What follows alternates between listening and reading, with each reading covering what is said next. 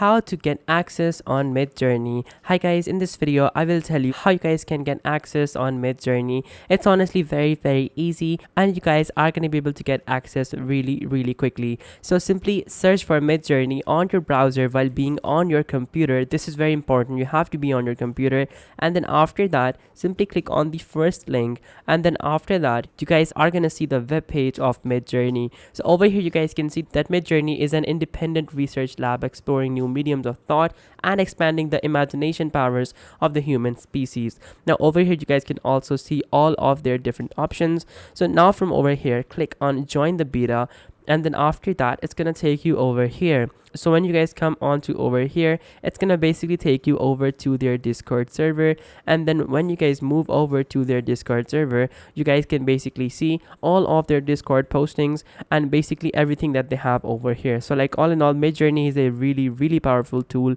and you guys can definitely use it for some really good stuff. So now from over here you are basically inside Midjourney, and you can basically of course start to use it as well.